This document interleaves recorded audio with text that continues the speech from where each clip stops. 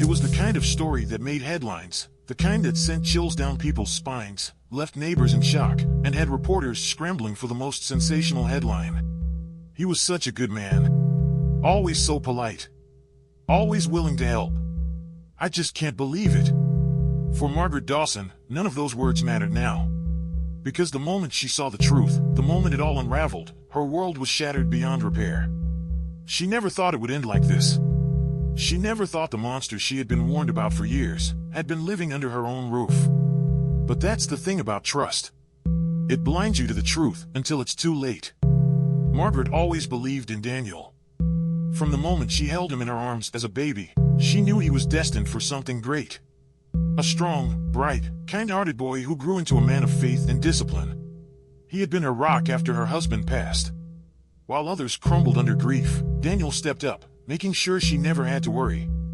He ran a small auto shop, nothing fancy, but enough to put food on the table. He volunteered at the church, mentored troubled teens, and was always the first to lend a helping hand when someone in the neighborhood needed it. So when people started whispering, Margaret refused to listen. You know, something about your son doesn't sit right with me. I heard Daniel runs with some bad people. You ever wonder where he gets all that money from? Whispers. Nasty, baseless rumors spread by people who didn't know her son the way she did. Yes, Daniel had nice things. A new car. Expensive suits.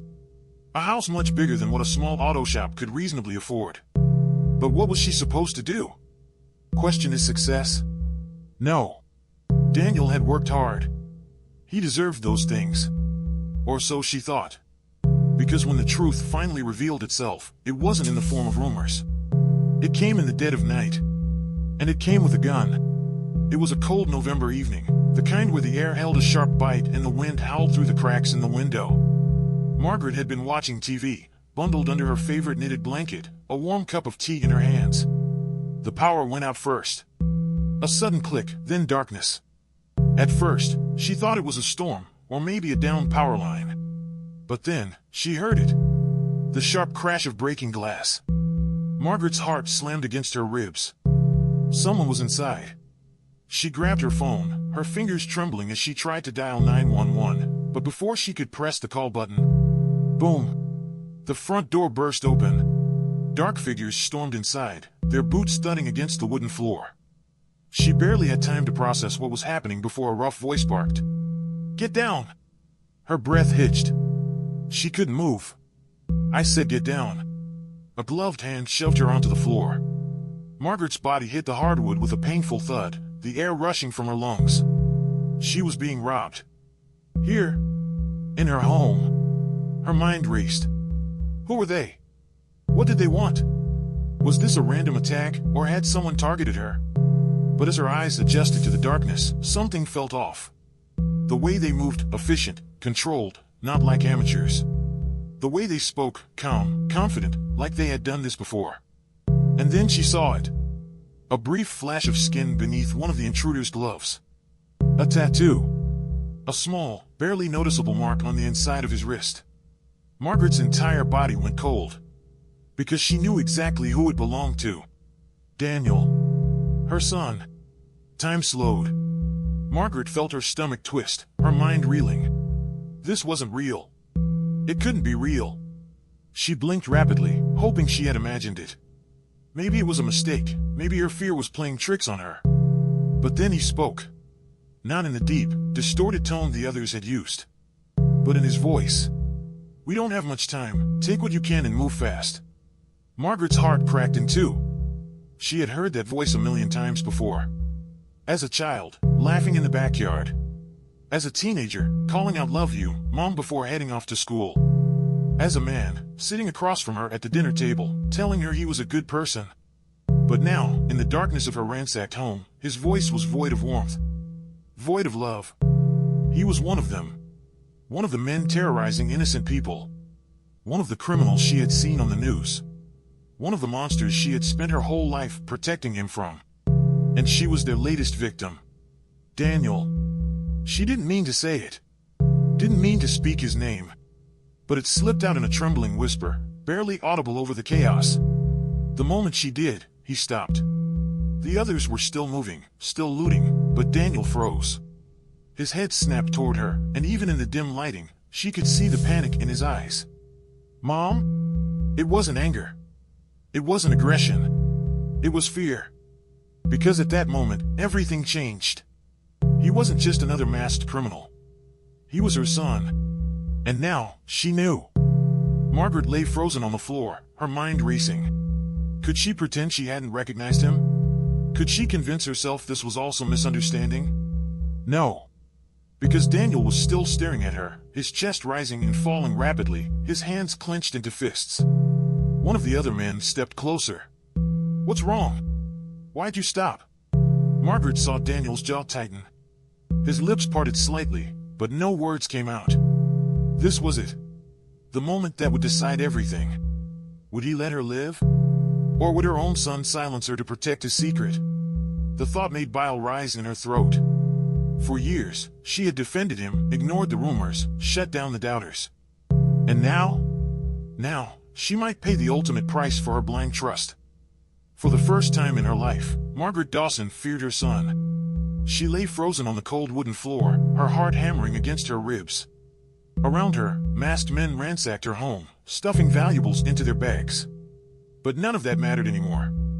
Because standing above her, his eyes locked onto hers, was Daniel. Her son. The same boy she had raised, the same boy she had protected, the same boy she had spent years defending against rumors. But now, he was the monster in the room. And the worst part? She didn't know if he was going to let her live. The air was thick with tension. Margaret saw Daniel's hands clenched into fists, his breathing unsteady. He was thinking, calculating. One of the masked men, taller, bulkier, stepped closer. "What's wrong? Why'd you stop?" Daniel didn't respond. The man followed his gaze, down to Margaret. His posture stiffened. "She knows you." Margaret could feel the shift in the room. The others, too focused on looting, had stopped to glance over. The realization was sinking in. She had seen Daniel's face. She had said his name. And now, she was a problem. "She's your mother, isn't she?" the masked man pressed. Daniel's jaw twitched. He took a step back. Margaret's mind was spinning. She had seen crime stories like this before. A witness who wasn't supposed to be there. A criminal with too much to lose. And one terrible, inevitable outcome. No. Not her son. Not Daniel. Danny. Her voice cracked. "Shut up." Daniel's voice was sharp. Not angry. Not panicking. Just cold. It wasn't the voice of the son she knew. It was the voice of a man who had done terrible things. Margaret swallowed back the lump in her throat. She needed to get through to him. "You don't have to do this," she whispered. Daniel let out a hollow chuckle. "You think I don't know that?" His voice was quiet, but laced with something dangerous. "You think I wanted this?" His eyes darted toward the masked man, then back to her. Margaret realized something. Daniel wasn't just a part of this gang. He was the one in charge. Her stomach dropped. "Danny." She tried again, softer this time. "Stop calling me that." His words were sharp, but his eyes flickered with something that almost looked like regret. The taller man stepped in. "We don't have time for this. She's a witness. You know the rules." Rules. Margaret felt her throat tighten. Daniel had always been good with rules. As a child, he had been the one who reminded her to lock the doors, to pay the bills on time, to follow the law. Now, he was following a different set of rules. Rules that could get her killed. Silence stretched between them. Margaret could hear her own pulse pounding in her ears. Daniel turned to his man. "Leave. Now." The tall man scoffed. "Are you serious?" Daniel's voice dropped lower. "Are you questioning me?" The room tensed. The other men shifted uneasily. None of them dared to challenge Daniel. Not directly. After a long pause, the tall man exhaled sharply. "You're the boss." One by one, the men moved toward the door, their bags full of stolen goods. But before leaving, the tall man leaned in close to Daniel. "She's a liability. If you don't handle this, someone else will." A chill ran down Margaret's spine. The door slammed shut behind them. Now, it was just the two of them. Mother and son. A thief and his victim. A boy she had raised, now a man she didn't recognize. For the first time since the break-in, Margaret allowed herself to breathe. Daniel was still standing there, his body tense, his eyes locked on her. Neither of them spoke. Then, Margaret broke the silence. "Why?" Daniel exhaled, running a hand over his face. "You really want to know?" His voice was tired. "After all these years, you really want the truth?" Margaret sat up slowly. "Yes." Daniel let out a bitter laugh. "Because the world isn't fair, Mom." He turned away, pacing. "You raised me to believe that hard work pays off. That if I was a good person, life would give me something back." He gestured around the room. "But that's not how it works. Good people struggle. Good people get used. Good people get left behind." His voice hardened. "So I stopped being a good person." Margaret felt her heart break. "Daniel." "No." His eyes flashed. "Don't look at me like that. Like I'm some kind of disappointment. Like I threw my life away. You have no idea what it's like to fight for something, only to have it ripped away over and over again." Margaret swallowed. "Is that what you tell yourself? That you had no other choice?" Daniel clenched his jaw. "I tell myself whatever I need to in order to survive." Margaret took a slow, shaky breath. "It's not too late." Daniel's head snapped up. "What?" "It's not too late," she repeated, her voice steadier now. "You can stop. Right now. You can walk away from this life." Daniel let out another laugh, this one emptier. "Walk away?" He shook his head. "It doesn't work like that, Mom. People like me don't just walk away." Margaret stared at him, pleading with her eyes. "I can help you. Whatever it is, whatever danger you think you're in, we can fix this." Daniel hesitated. Just for a second. And in that second, Margaret saw it. Beneath the hardened exterior, beneath the criminal, beneath the lies. Her son was still there. And maybe, just maybe, he wanted a way out. A sudden noise shattered the moment. Sirens. Loud. Close. Daniel's body went rigid. Margaret's breath caught in her throat. Someone had called the police. She looked at Daniel. He looked at her. And in that moment, everything came crashing down. His men were gone. The cops were coming. And now, Daniel had only two options. Run. Or face the consequences. Margaret saw the war in his eyes. And then, he made his choice. The sirens were getting louder. Margaret's heart pounded against her ribs as she looked at her son. Daniel stood frozen in place, his eyes darting between the window and the door. The sound of screeching tires outside sent a ripple of panic through him. He had two options, run or surrender. Margaret had never seen him like this before. He had always been so confident, so sure of himself, as if he controlled every move in his life. But now, for the first time, he looked afraid. And that terrified her. "Daniel, listen to me." Margaret pleaded, stepping toward him. Her voice was raw, thick with emotion. She knew she had seconds, maybe less, before this all spiraled completely out of control. "You don't have to do this. If you run, it's over." Daniel's jaw clenched. His fists curled at his sides. "Mom, they're coming to kill me." His voice was hoarse. "You don't get it. They don't want me in prison, they want me dead." Margaret shook her head violently. "That's not true. If you stop now, if you turn yourself in, they'll listen. I'll make them listen." Daniel let out a bitter laugh. "You really think that? After everything I've done?" His gaze darkened. "Mom, I ran a robbery crew. I've hurt people. Do you know how many charges are stacked against me?" Margaret swallowed hard, her stomach twisting. Of course, she knew. She had spent years ignoring the rumors, telling herself that the Daniel she had raised could never be the man people whispered about. But reality had slapped her in the face tonight. And now, she was watching her son come apart at the seams. "None of that matters to me," she whispered. Daniel scoffed. "It matters to the FBI." Margaret reached for him, her hands trembling. "Daniel, please."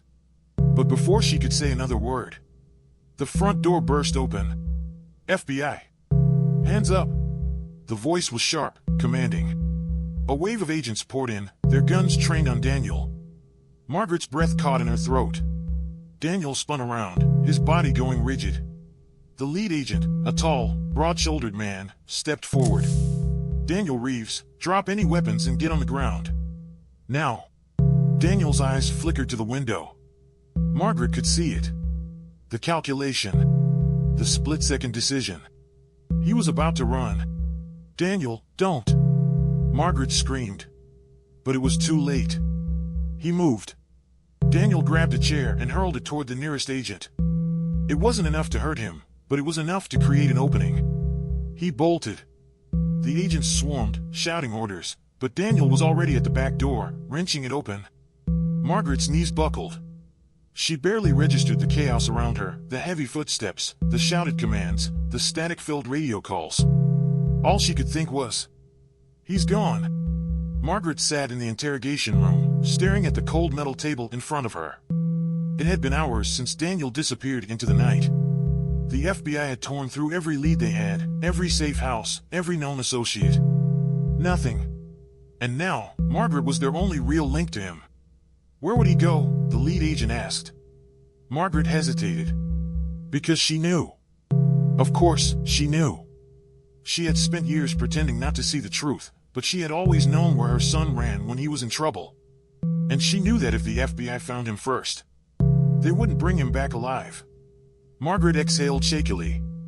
"If I tell you where he is, do you promise to bring him in alive?" The agent didn't flinch. "I promise we'll do everything in our power." Margaret clenched her jaw. That wasn't a real answer.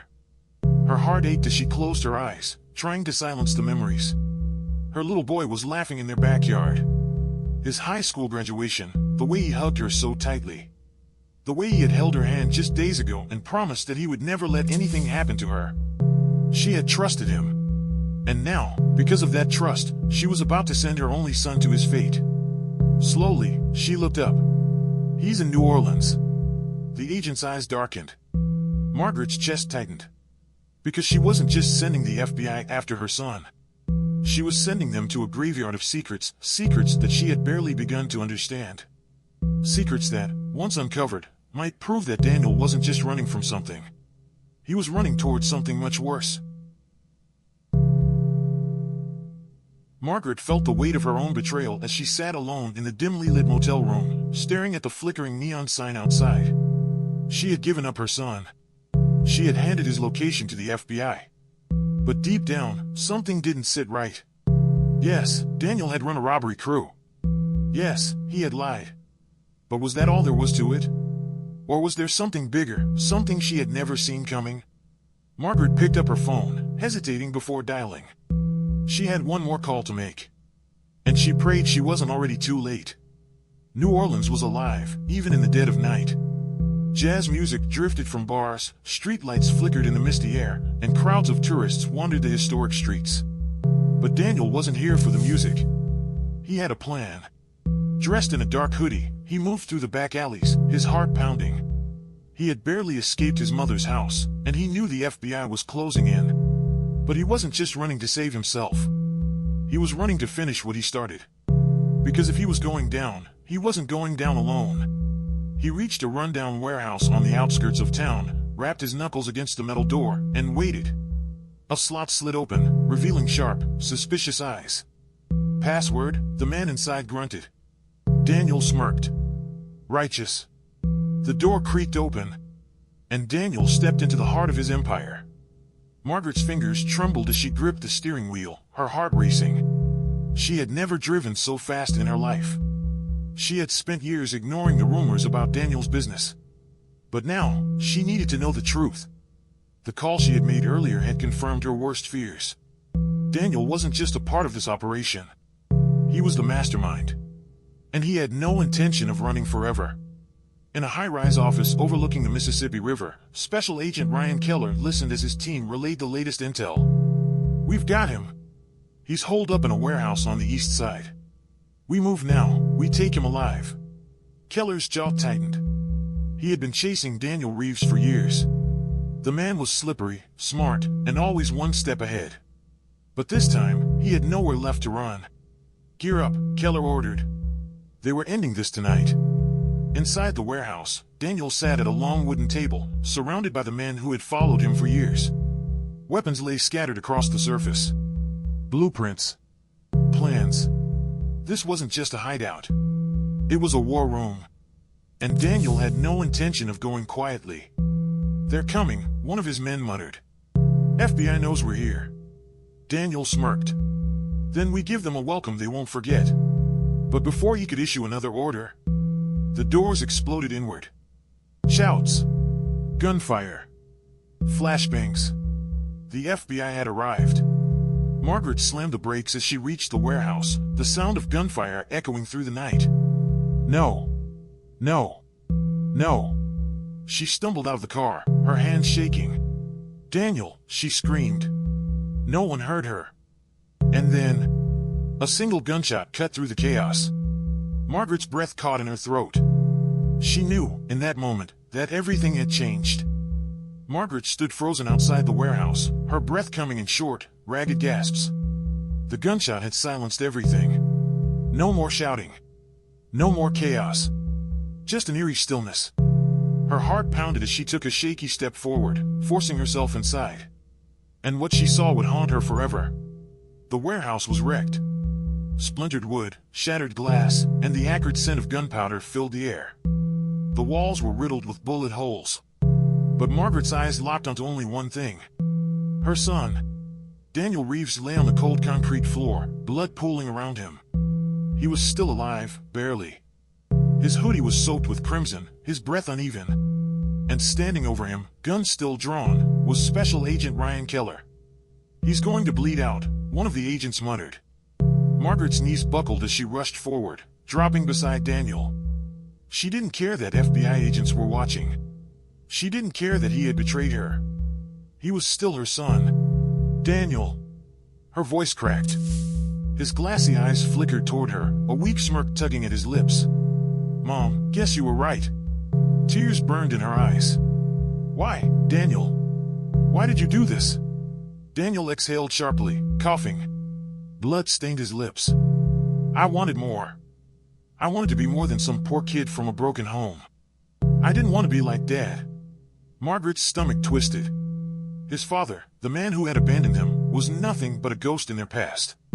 And yet, Daniel had spent his life running from that shadow. "You became worse than him," she whispered. Daniel's smirk faltered. He tried to speak, but his body convulsed, racked with pain. Margaret grabbed his hand. "Stay with me." But his grip was slipping. Outside the warehouse, the FBI rounded up the remaining gang members. "It's over," one agent muttered. But Special Agent Keller wasn't convinced. He turned to one of his officers. "Check the files we seized. If Reeves was running this operation, there are bank records, hidden accounts. We need to know where the money was going." Minutes later, an agent returned, pale-faced. "Sir, we found something. This wasn't just a robbery ring. They were funding something else." Keller's brows furrowed. "What?" The agent hesitated before answering. "A hit list. High-profile targets. Judges, politicians, federal agents." Keller's blood ran cold. Daniel wasn't just robbing banks. He had been preparing for something much, much bigger. Margaret held Daniel's hand as the ambulance arrived, but she knew. She felt it. His grip was gone. His chest no longer rose and fell. Her son, the boy she had raised, the man she had defended, was gone. Tears streamed down her face, but she didn't scream. She didn't collapse. Because, in the end, she had known this was coming. Daniel had made his choice. And it had cost him everything. 1 year later, the headlines faded. The trials ended. The surviving members of Daniel's crew were convicted. Margaret moved away, trying to rebuild a life without the weight of her son's sins. But she still felt the eyes. People whispered when they saw her. She was the mother of a criminal. A mastermind. A monster. She never defended Daniel again. She never spoke his name. But every night, she closed her eyes and saw the boy he used to be, the boy she had loved before it all fell apart. And she wondered, if she had listened sooner, could she have saved him?